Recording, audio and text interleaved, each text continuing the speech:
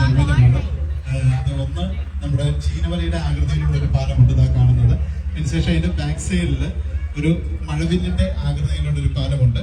അതിന്റെ ബാക്കില് ഒരു ഹൗസ് കെട്ടുവള്ളത്തിന്റെ ആകൃതിയിലുള്ള ഒരു പാലവും കൂടിയുണ്ട്. അപ്പൊ ഇങ്ങനെ 3 വ്യത്യസ്തമായിട്ടുള്ള പാലങ്ങൾ കൊണ്ട് നിർമ്മിതമായ കേരളത്തിലെ ഏറ്റവും വലിയൊരു വാക്കിംഗ് വേ ആണ് മറൈൻ ഡ്രൈവ് എന്ന് പറയുന്നത്. അറിയപ്പെടുന്നത് നമ്മുടെ മുൻ പ്രസിഡന്റ് ആയിരുന്ന ശ്രീ APJ അബ്ദുൽ കലാം, അദ്ദേഹത്തിന്റെ പേരിലാണ് ഈ ഒരു വാക്കിംഗ് വേ അറിയപ്പെടുന്നത്. അതിനുശേഷം നമ്മൾ കടന്നു വരുമ്പോൾ കാണുന്ന എറണാകുളത്തെ ഏറ്റവും വലിയ ഒരു പാർക്കാണ് സുഭാഷ് പാർക്ക്. നേതാജി സുഭാഷ് ചന്ദ്രബോസിന്റെ പേരിൽ അറിയപ്പെടുന്ന ഒരു പാർക്കാണ്. അതിനുശേഷം നമുക്ക് കാണാൻ സാധിക്കുന്ന ക്രെയിനുകളൊക്കെ നിൽക്കുന്ന ആ ഒരു പ്രദേശം കൊച്ചിൻ ഷിപ്പ്യാർഡ്. കപ്പൽ നിർമ്മാണശാലയാണ്. 1972 സ്ഥാപിതമായത്. അതിനുശേഷം 1984 കപ്പല് പണിത് പുറത്തേക്കിറക്കിയത്. ആ കപ്പല് റാണി പത്മിനി എന്ന പേരിൽ അറിയപ്പെടുന്ന ഒരു കപ്പലാണ് കൊച്ചിൻ ഷിപ്പ്യാർഡിൽ നിന്ന് ആദ്യമായിട്ട് പണിത് പുറത്തേക്ക് ഇറക്കിയത്. അതിനുശേഷം ഒരുപാട് നേട്ടങ്ങൾ കൈവരിച്ച ഒരു കപ്പൽ നിർമ്മാണശാലയാണ് കൊച്ചിൻ ഷിപ്പ്യാർഡ്. INS വിക്രാന്ത് എന്ന് പറയുന്ന ആദ്യത്തെ വിമാനവാഹിനി നിർമ്മിച്ചത് കൊച്ചിൻ ഷിപ്പ്യാർഡിലാണ്. അതിനുശേഷം അവിടെ നമുക്ക് മറ്റൊരു ഗ്രേ കളർ ഷിപ്പ് കണ്ടു, ഒരു ഫുട്ബോൾ വൈറ്റ് കളർ ഫുട്ബോൾ പോലെ ഒരു ഗ്രേ കളർ ഷിപ്പ്. അത് ഇന്ത്യയുടെ ന്യൂക്ലിയർ റഡാർ ഷിപ്പാണ്. ഇന്ത്യയുടെ ന്യൂക്ലിയർ INS ധ്രുവ് എന്നാണ് അത് അറിയപ്പെടുന്നത്. വിദേശ രാജ്യങ്ങൾക്ക് മാത്രമാണ് ഇതുപോലെയുള്ള nuclear radar ship. Nuclear radar ഷിപ്പാണ് INS ധ്രുവ് എന്ന് പറയുന്നത്. അതിനുശേഷം നമ്മൾ കടന്നു വരുന്ന ഈ ഒരു പ്രദേശം അതൊരു മാൻമെയ്ഡ് ഐലൻഡ് ആണ്. മനുഷ്യനിർമ്മിതമായിട്ടുള്ള ഒരു ദ്വീപാണത്. പണ്ട് ബ്രിട്ടീഷുകാർ ഭരിച്ചുകൊണ്ടിരുന്ന കാലത്ത് അന്നത്തെ ബ്രിട്ടീഷ് ഗവർണറായിരുന്ന ലോർഡ് വില്ലിംഗ്ടൺ, അദ്ദേഹത്തിന്റെ കീഴിൽ പ്രവർത്തിച്ചിരുന്ന ഒരു യുവ എഞ്ചിനീയർ ഉണ്ടായിരുന്ന റോബർട്ട് ബ്രിസ്റ്റോ, അദ്ദേഹമാണ് ഈ ഒരു ഐലൻഡ് രൂപകൽപ്പന ചെയ്തത്. അദ്ദേഹം നിർമ്മിച്ചെടുത്ത ഒരു ദ്വീപാണത്. 7 കിലോമീറ്റർ നീളത്തിലും 3.5 കിലോമീറ്റർ വീതിയിലും നിർമ്മിച്ച വില്ലിംഗ്ടൺ ഐലൻഡ് എന്ന് പറയുന്ന ദ്വീപാണ്. അതിന്റെ ഒരു വിശേഷങ്ങളിലേക്ക് കടന്നു വരാം. അതിന് മുമ്പ് ചെറിയൊരു പാട്ട് കേട്ടിട്ട് നമുക്ക് ബാക്കിയുള്ള ഒരു വിശേഷങ്ങൾ ഉപയോഗിക്കാം.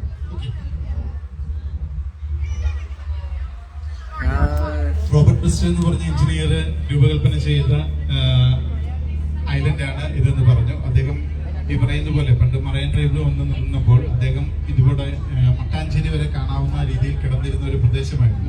അപ്പൊ ഇതിന്റെ ഒരു സാധ്യതകൾ മനസ്സിലാക്കിക്കൊണ്ട് അദ്ദേഹം അന്ന് കെട്ടുവള്ളത്തിൽ കുറച്ച് തേങ്ങകൾ കൊണ്ടുവന്ന് ഒഴുക്കുകയുണ്ടായി. ആ തേങ്ങകൾ ഒരു സ്ഥലത്ത് വന്ന് അടിഞ്ഞ് ചേർന്ന ഒരു പ്രദേശമാണ്. അപ്പൊ അത് മനസ്സിലാക്കിക്കൊണ്ട് അദ്ദേഹമാണ് അന്ന് മാന്നാർ എന്ന് പറയുന്ന ഒരു മണ്ണുമാന്തി കപ്പൽ ഉപയോഗിച്ച് ഇവിടെയുള്ള ചെളിയും മണ്ണും എല്ലാം വാരിയെടുത്ത് നിർമ്മിച്ച് ആ കപ്പൽ തകർന്നപ്പോൾ അദ്ദേഹം അന്നത്തെ ലേഡി വില്ലിംഗ്ടൺ എന്ന് പറയുന്ന 2 മണ്ണുമാന്തി കപ്പൽ ഉപയോഗിച്ച് 7 കിലോമീറ്റർ നീളത്തിലും 3.5 കിലോമീറ്റർ വീതിയിലും നിർമ്മിച്ചെടുത്ത ഒരു ഐലൻഡാണ് വില്ലിംഗ്ടൺ ഐലൻഡ്. ഇതിന്റെ ഒരു പ്രത്യേകത ഒരു റെയിൽവേ സ്റ്റേഷനും ഒരു എയർപോർട്ടും ഒരു പോർട്ടും കൂടി ഒരു സ്ഥലത്തുള്ള ഒരു പ്രദേശമാണ്. രാജീവ് ഗാന്ധി എയർപോർട്ട് ഇവിടെയാണ് സ്ഥിതി ചെയ്യുന്നത്. അതുപോലെ തന്നെ ഒരു റെയിൽവേ സ്റ്റേഷനുണ്ട്. ലക്ഷദ്വീപിലേക്ക് പോകുന്ന ഷിപ്പുകൾ പുറപ്പെടുന്ന ഒരു പ്രദേശം കൂടിയാണ്.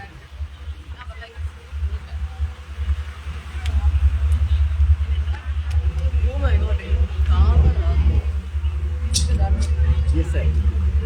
See, that's a man-made island. Okay, sir. Created by the British engineer Robert Bristol.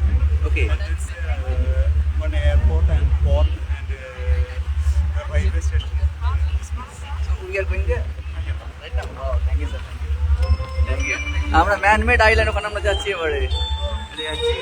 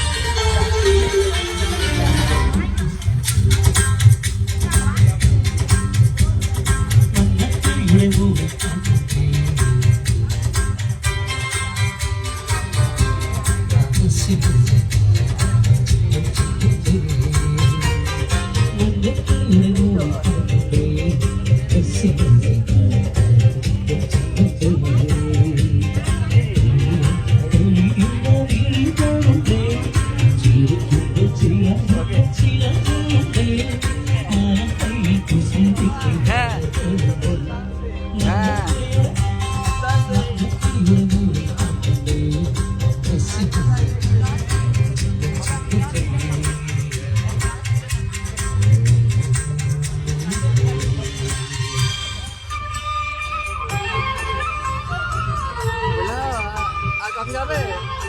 R coffee খাবে?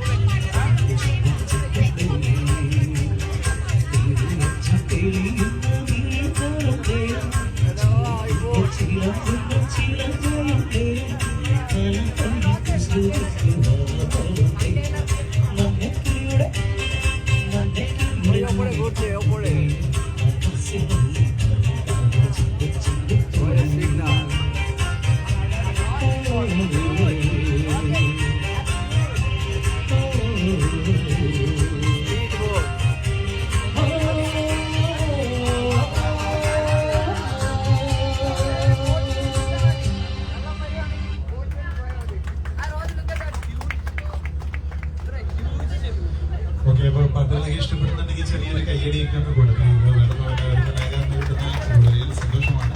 പിന്നെ സോറി കേട്ടോ, വേറെ ഒന്നുമല്ല, സൗണ്ട് നമുക്ക് ഒരുപാട് കുറച്ച് വെക്കാനായിട്ട് പറ്റത്തില്ല. കാരണം ഒന്ന് ഫീഡ്ബാക്ക് ഇല്ലാത്തതുകൊണ്ട്, മോണിറ്റർ ഇവിടെ ഇല്ലാത്തതുകൊണ്ട് പാട്ട് പാടുന്ന ആൾക്ക് കുറച്ചത് കിട്ടണം. അതുപോലെ തന്നെ കുറച്ച് വെച്ച് കഴിഞ്ഞാൽ ബാക്ക് സൈഡിലേക്ക് കിട്ടത്തില്ല. അപ്പോൾ അതുകൊണ്ടാണ് എന്തെങ്കിലും ബുദ്ധിമുട്ടുകൾ ഉണ്ടായിട്ടുണ്ടെങ്കിൽ ക്ഷമിക്കുക. അതനുസരിച്ചുള്ള രീതിയിൽ ഒന്ന് അറേഞ്ച് ചെയ്യാനായിട്ടൊന്ന് ശ്രമിക്കുക. വേറെ ഒന്നുകൊണ്ടല്ല, ഒരു പരിമിതികളിൽ നിന്നുകൊണ്ടാണ് ചെയ്യുന്നത്. അതനുസരിച്ചുള്ള രീതിയിൽ പറഞ്ഞത് മാത്രമേ. ഓക്കെ, ഇപ്പൊ എന്തായാലും നമ്മൾ പറഞ്ഞു വന്നൊരു വിശേഷം എന്ന് പറയുന്നത് വെല്ലിംഗ്ടൺ ഐലൻഡിനെ കുറിച്ചാണ്. ഐലൻഡിന്റെ ഒരു ഗ്രീൻ കളർ ബിൽഡിംഗ്, അത് ഐലൻഡിന്റെ പോർട്ട് അഡ്മിൻ ഓഫീസാണ്. കാണുന്ന ബിൽഡിംഗ് എന്ന് പറയുന്നത് അതൊരു പോർട്ടിന്റെ അഡ്മിൻ ഓഫീസാണ്. ഒരു റഡാർ സംവിധാനം പ്രവർത്തിക്കുന്ന ഓഫീസാണത്. നമ്മൾ പോകുന്ന ബോട്ടുകൾ വെസലുകൾ, അതുപോലെ തന്നെ ഷിപ്പുകൾ, ഇതെല്ലാം നിരീക്ഷിച്ചുകൊണ്ടിരിക്കുന്ന ഒരു സംവിധാനമാണ്. നിർദ്ദേശങ്ങൾ കൊടുക്കുന്ന പോർട്ടിന്റെ അഡ്മിൻ ഓഫീസറുണ്ട്. എന്റെ കേരളത്തിൽ കാണുന്ന റോസ് കളർ ബിൽഡിംഗ്, അത് കേരളത്തിലെ ആദ്യത്തെ ഒരു 5-സ്റ്റാർ ഹോട്ടലാണ് Taj Malabar hotel. Rose colour building Taj Malabar ഹോട്ടലാണത്. അതിനുശേഷം നമ്മൾ കാണുന്ന മറ്റൊരു കാഴ്ച റൈറ്റ് സൈഡിലാണ്. അവിടെ നോക്കിയാൽ കാണാം ഒരുപാട് കണ്ടെയ്നർ പുറത്തുനിന്നുമെല്ലാം കണ്ടെയ്നറുകൾ കൊണ്ടുവരുന്നതും പോകുന്നതുമായിട്ടുള്ള ഒരു പ്രദേശമാണ്. മണ്ണാർക്കാടം കണ്ടെയ്നർ ടെർമിനൽ എന്ന പേരിൽ അറിയപ്പെടുന്ന കണ്ടെയ്നർ ടെർമിനലാണത്. ഏകദേശം 3300 കോടി രൂപ മുതൽ മുടക്കി ദുബായ് പോർട്ടിന്റെ സഹകരണത്തോടെ കൊച്ചിൻ പോർട്ട് ആരംഭിച്ചിരിക്കുന്ന ഒരു പ്രസ്ഥാനമാണ്. അപ്പൊ നിലവിലിപ്പോൾ ഇതിന്റെ കൂടുതൽ ഷെയറും ദുബായ് പോർട്ടിന്റെ കൈവശമാണ്. അതുകൊണ്ട് തന്നെ ലാഭത്തിന്റെ ഒരു 3 മാത്രമാണ് ഇപ്പോൾ കൊച്ചിൻ പോർട്ടിന് ലഭിക്കുന്നുള്ളൂ. ഇത് വാടകയ്ക്ക് കൊടുത്തിരിക്കുന്നതാണ്. വാടക കാലാവധി അവസാനിക്കുമ്പോഴാണ് പൂർണ്ണമായിട്ടും കൊച്ചിൻ പോർട്ടിന്റെ കൈവശം എത്തിച്ചേരുകയുള്ളൂ. Indian coast guard Indian coast guard container ഷിപ്പുകളുള്ള ഒരു കമ്പനിയാണ് MSC എന്ന് പറയുന്നത്. കണ്ടെയ്നർ ഷിപ്പാണ് ഇപ്പൊ നമുക്ക് അവിടെ കാണാൻ സാധിക്കുന്നത്. അതുപോലെ തന്നെ ഒരുപാട് കണ്ടെയ്നർ ഷിപ്പുകൾ വരുന്നുണ്ട്. നമ്മുടെ വിഴിഞ്ഞം ഭാഗത്ത് ഇപ്പോൾ മറ്റൊരു ടെർമിനൽ വന്നതിൽ പിന്നെയാണ് ഇതിന്റെ ഒരു പ്രാധാന്യം ഒരല്പം കുറവ് വന്നത്. പക്ഷെ എന്നിരുന്നാലും ഇപ്പോഴും ഒരുപാട് കണ്ടെയ്നർ ഷിപ്പുകൾ എത്തിച്ചേരുന്ന ഒരു പ്രദേശം കൂടിയാണ്. നമ്മൾ ദുബായ് പോർട്ടിന്റെ സഹകരണത്തോടെയാണ് ഇത് ആരംഭിച്ചത് എന്ന് പറഞ്ഞു. അതുകൊണ്ട് തന്നെ ഇത് DP വേൾഡ് എന്നൊരു പേരിൽ കൂടി അറിയപ്പെടുന്നുണ്ട്. അവിടെ ആഴത്തിലും നിർമ്മിച്ചിരിക്കുന്ന ഒരു കണ്ടെയ്നർ ടെർമിനലാണ് മണ്ണാർക്കാടം കണ്ടെയ്നർ ടെർമിനൽ. അവിടെ ആ കാണുന്ന വലിയ വലിയ ക്രെയിനുകളൊക്കെ ഷിപ്പുകൾ വരുന്നതിനനുസരിച്ച് അങ്ങോട്ടും ഇങ്ങോട്ടും മാറ്റി സ്ഥാപിക്കാവുന്ന ക്രെയിനുകളാണ്. അതിൽ ഒരു ക്രെയിൻ ഉപയോഗിച്ച് തന്നെ നമുക്ക് ഏകദേശം 1,00,000 കിലോ ഭാരം വരെ ഉയർത്താൻ സാധിക്കുന്ന ക്രെയിനുകളാണ്. ആ ക്രെയിനുകൾ അറിയപ്പെടുന്നത് സൂപ്പർ പോസ്റ്റ് പനാമാക്സ് എന്ന പേരിലാണ് ക്രെയിനുകൾ അറിയപ്പെടുന്നത്. അപ്പൊ അങ്ങനെയുള്ള ഒരു പ്രദേശമാണ് ആ കാണുന്ന വല്ലാർപാടം കണ്ടെയ്നർ ടെർമിനൽ.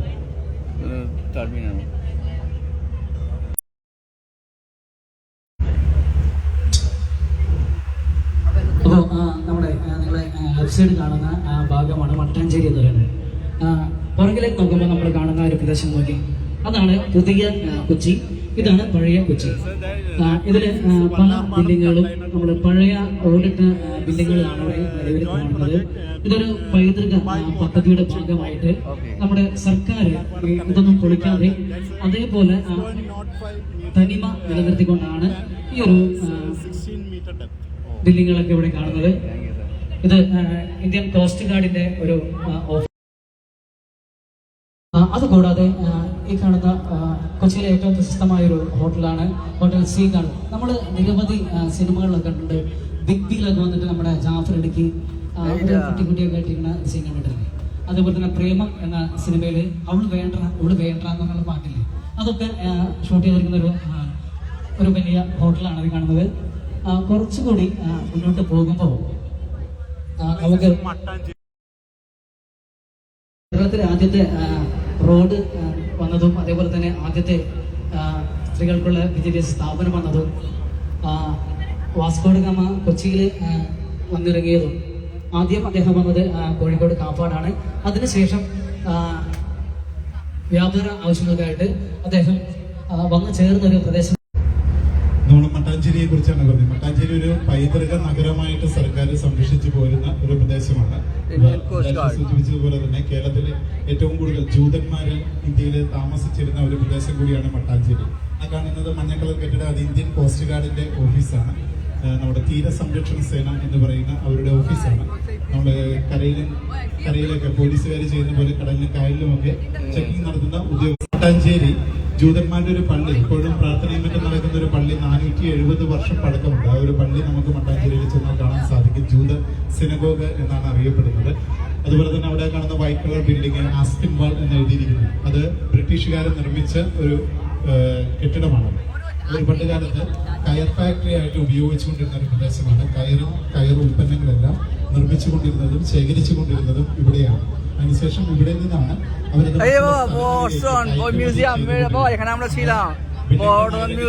വരുന്നതിന് മുൻപ് ഇവിടെയായിരുന്നു പോർട്ട്. അതായത് കപ്പലുകളൊക്കെ വന്നെടുക്കുന്ന ഒരു പ്രദേശമായിരുന്നു. അതുകൊണ്ട് ഇവിടെ നിന്നാണ് അവരത്. നിലവിലിപ്പോൾ കൊച്ചിയിൽ ബിനാലെ നടക്കുന്ന ഒരു വേദി കൂടിയാണ് ആ കാണുന്ന ആസ്പിൻ വാൾ എന്ന് പറയുന്ന സ്ഥലം. അതിനുശേഷം നമുക്കൊരു ജങ്കാർ സർവീസ് കാണാം. ഒരു സൈഡിലൂടെ ആളുകളും വാഹനങ്ങളും ഒക്കെ കയറി ഇപ്പുറത്തെ സൈഡിലൂടെ ഇറങ്ങി പോകാവുന്ന രീതിയിൽ ക്രമീകരിച്ചിരിക്കുന്ന ഒരു സംവിധാനമാണ്. അതറിയപ്പെടുന്നത് റോറോ സർവീസ് എന്ന പേരിലാണ്. KSINCയുടെ കീഴിലുള്ള ഒരു സർവീസാണ്. അത് പോകുന്നത് വലതുവശത്തുള്ള വൈപ്പിൻ എന്ന് പറയുന്ന സ്ഥലത്തേക്കാണ്. അപ്പോൾ എളുപ്പമാർഗത്തിനുള്ള ഒരു സംവിധാനമാണത്. കാരണം 5-10 മിനിറ്റ് കൊണ്ട് ഈ പറയുന്ന വൈപ്പിൻ അല്ലെങ്കിൽ ഫോർട്ട് കൊച്ചി സൈഡിലേക്ക് പോവുകയാണെങ്കിൽ ഒരു 20-23 കിലോമീറ്ററോളം ഉണ്ട്. അതും എറണാകുളത്തിന്റെ ആ ഒരു ട്രാഫിക് ബ്ലോക്കിലൂടെ വേണം. എത്ര സമയം എടുക്കും എന്നുള്ളത് നമുക്ക് ചിന്തിക്കാവുന്നതേ ഉള്ളൂ. ഇതാകുമ്പോൾ എളുപ്പമാർഗത്തിലുള്ള ഒരു സംവിധാനമാണ്. വലത് സൈഡ് വൈപ്പിനും ഇടത് സൈഡ് ഫോർട്ട് കൊച്ചിയുമാണ്. ഈ രണ്ട് കൊച്ചിയുടെ ആ ഒരു സവിശേഷത, കൊച്ചിയുടെ ഒരു മുഖമുദ്ര ചീന വലകൾ.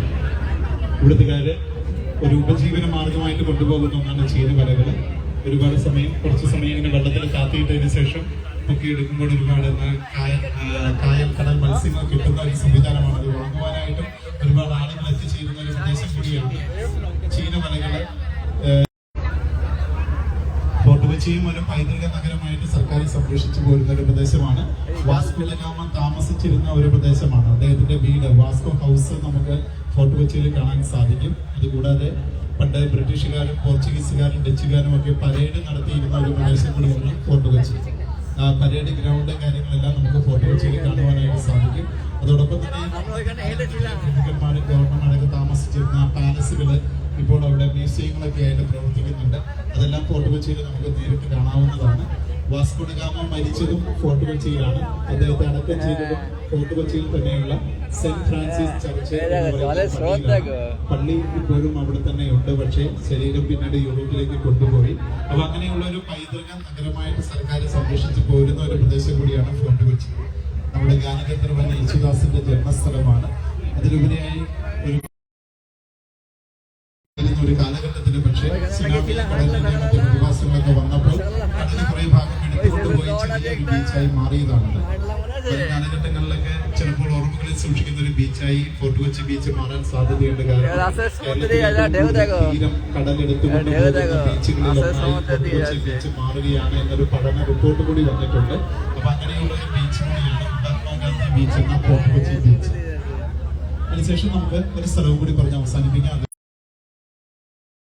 നിന്ന് ഒലിച്ചു വന്ന ചെളിയും മണ്ണും എല്ലാം വന്ന് അടിഞ്ഞു ചേർന്ന് തനിയെ രൂപപ്പെട്ട ഒരു ദ്വീപാണ് വൈപ്പിൻ എന്ന് പറയുന്നത്.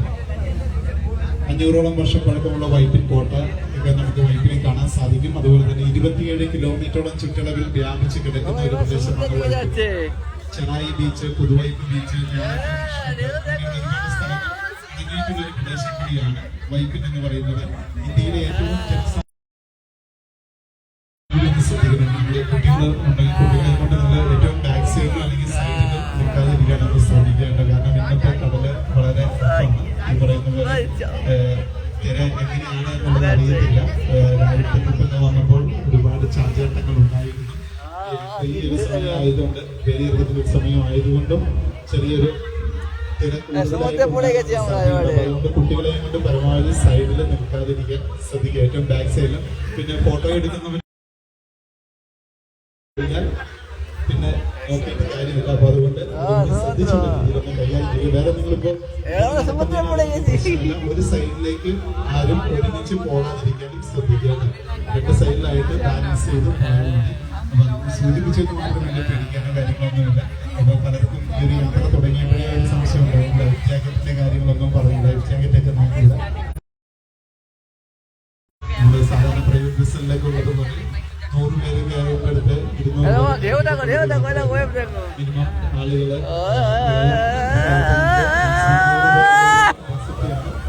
അതില് താഴെ ആളുകളാണ് നമുക്ക് യാത്ര ചെയ്യുന്നത്. കടലിന്റെ ആ ഒരു വൈബ്, ആ ഒരു ഓളം നിങ്ങൾ ആസ്വദിക്കുക. മുൻകൂട്ടി പറഞ്ഞു ഇത് പേടിക്കേണ്ട കാര്യം പേടിക്കേണ്ട. അത് നമ്മൾ ആ ഒരു നെഗറ്റീവ് ഇതിൽ എടുത്തിട്ടാണ് നിങ്ങൾ കൂടായിട്ട് നമുക്കിവിടെ പാട്ടും ഡാൻസും എല്ലാമായിട്ട് പോകുമ്പോൾ കടലിന്റെ ആ ഒരു ഭംഗിയും കാര്യങ്ങളും കൂടി ആസ്വദിച്ച് തന്നെ മുന്നോട്ട് പോവുക. അപ്പൊ നമ്മൾ പറഞ്ഞത് വൈപ്പിനെ കുറിച്ചാണ്. വൈപ്പിന്റെ പുതുവൈപ്പ് എന്ന് പറയുന്ന ഒരു സ്ഥലം കൂടിയാണ് ആ കാണുന്നത്. അവിടെ ആ 2 ടാങ്കുകൾ LNGയുടെ ഒരു പ്രോജക്റ്റാണ്. നമ്മുടെ പാചകവാതകത്തിന്റെ 2 ടാങ്കുകളാണ്. പാചകവാതകങ്ങൾ കൊണ്ടുവന്ന് ശേഖരിക്കുന്ന പ്രദേശമാണ്. ആ ടാങ്കുകളാണ്. അത് യാഥാർത്ഥ്യമായി കഴിഞ്ഞാൽ വീടുകളിലേക്ക് പൈപ്പ് വഴി ഗ്യാസ് വരുന്ന ഒരു സംവിധാനം ഉള്ള ഒരു പ്രോജക്റ്റാണ്. LNGയുടെ ഒരു പ്രോജക്റ്റാണ്. ഓക്കെ, അപ്പൊ ഇതാണ് കടല്, അറേബ്യൻ സീ. നമ്മൾ ആ കാത്തിരുന്ന ഒരു യാത്ര പോകുന്നത് അറേബ്യൻ സീയിലേക്കാണ് നമ്മൾ എത്തിച്ചേർന്നിരിക്കുന്നത്. പെരിയാറിലൂടെ യാത്ര ചെയ്ത് വേമ്പനാട്ട് കായലുമായിട്ട് സംഗമിച്ച് വേമ്പനാട്ട് കായലും പെരിയാറും കൂടി എത്തിയിരിക്കുന്ന ഒരു പ്രദേശമാണ്. അപ്പൊ യാത്ര ഇഷ്ടപ്പെടുന്നുണ്ടല്ലോ അല്ലേ? എങ്ങനെയുണ്ട്? ഉഷാറാണോ? ഓക്കെ, അപ്പൊ നമുക്ക് അടിച്ചു പൊളിച്ചിട്ട് ഒരു പാട്ടും ഡാൻസും ഒക്കെ നിങ്ങളുടെ ഈ ഒരു സപ്പോർട്ട് വേണം. അറേബ്യൻ സീ പോയി ഗেল ഇതെല്ലാം ഒന്ന് കഴിഞ്ഞതിന് ശേഷം അവരിലേക്ക് കിടക്കുമ്പോഴേക്കും നമുക്ക് അത്യാവശ്യം 1-2 പാട്ടുകൾ, അടിപൊളി പാട്ടുകൾ, കാര്യങ്ങളെല്ലാം പാടിത്തരും. അതിനനുസരിച്ച് നിങ്ങളൊന്ന് സപ്പോർട്ട് ചെയ്ത് കൊടുക്കുക. ഓക്കെ,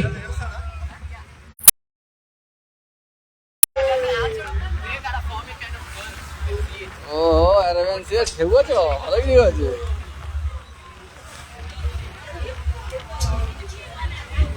সে বলে সমুদ্রের ভেতরে আমরা যখন গেছিলাম ইয়েতে তখন ঢেউ ছিল না তো, আর ইয়েতে এই আরএবিয়ান সি ভেতরেই ভিডিও। আমরা যখন সাঁতার কেটেছিলাম তখন এত ঢেউ ছিল না, ভেতরে এত ঢেউ ছিল। উঠছে না, just checking.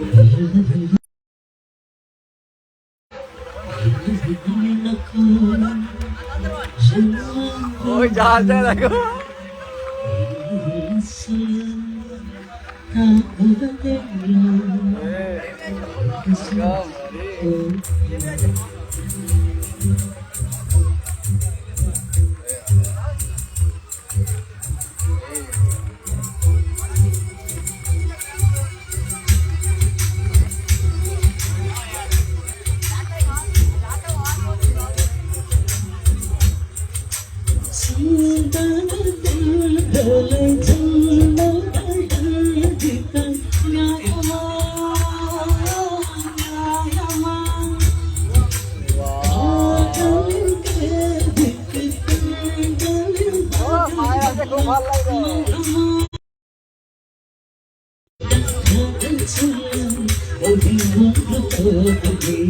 মায়ের খুব ভালো লাগতো, মায়ের আসতে খুব ভালো লাগতো।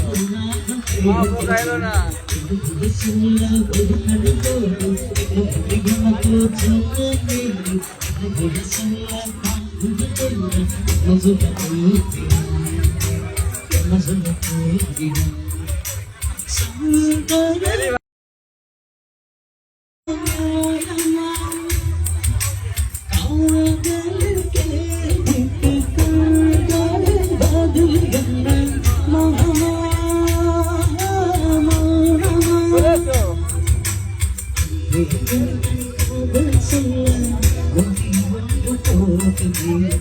Thank you.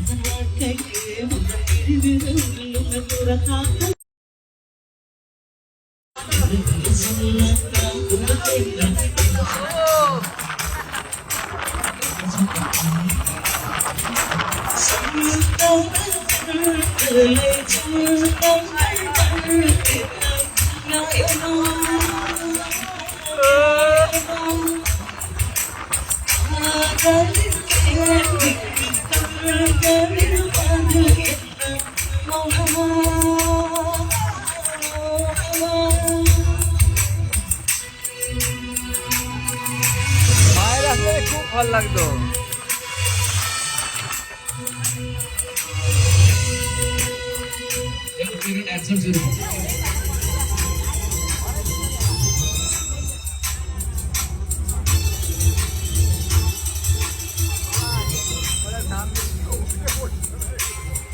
না মায়া আছে খুব ভালো লাগতো, মা তো বোকা এলো না। হ্যাঁ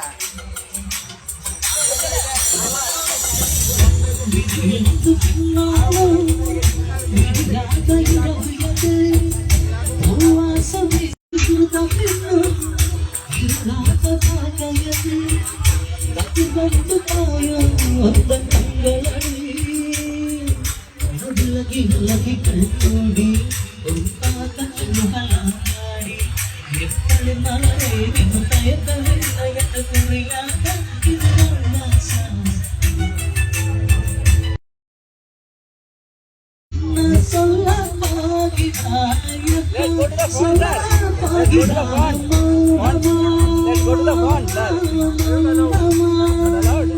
not allowed.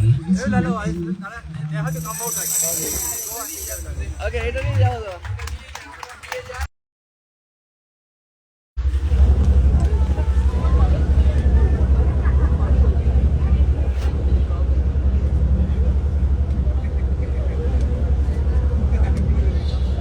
ഓക്കെ, അപ്പോൾ ഒരു കടലിന്റെ ഫീൽ എല്ലാവർക്കും നല്ല രീതിയിൽ ഇഷ്ടപ്പെടുന്നുണ്ട് എന്നുള്ളത് മനസ്സിലായി. അപ്പോൾ അതുകൊണ്ട് തന്നെ അത് ആസ്വദിക്കാനായിട്ടുള്ള ഒരു കുറച്ച് സമയം കൂടി വിട്ടുതരികയാണ്. വേറെ ഒന്നുമല്ല, ജസ്റ്റ് എല്ലാവരും കൂടി ഒരുമിച്ചല്ല, ഒന്ന് റിലാക്സ് ചെയ്ത് പോയി എഴുന്നേറ്റ് നടന്നതൊക്കെ ആ ഒരു കടലിന്റെ ഫീലും കാര്യങ്ങളും എല്ലാം ഒന്ന് മനസ്സിലാക്കുക. അതിനെ പറ്റിയൊരു പാട്ട് കൂടി നമുക്ക് ഇവിടെ പ്ലേ ചെയ്ത് തരാം. വളരെ മനോഹരമായിട്ടുള്ള, എല്ലാവർക്കും ഇഷ്ടപ്പെടുന്ന പോപ്പുലർ ആയിട്ടുള്ള ഒരു പാട്ടാണ്. അപ്പോൾ ആ ഒരു പാട്ട് ആസ്വദിക്കുന്നതോടൊപ്പം തന്നെ ആ ഒരു കടലിന്റെ ഫീല് കൂടി ഒന്ന് അനുഭവിച്ച് മനസ്സിലാക്കുക.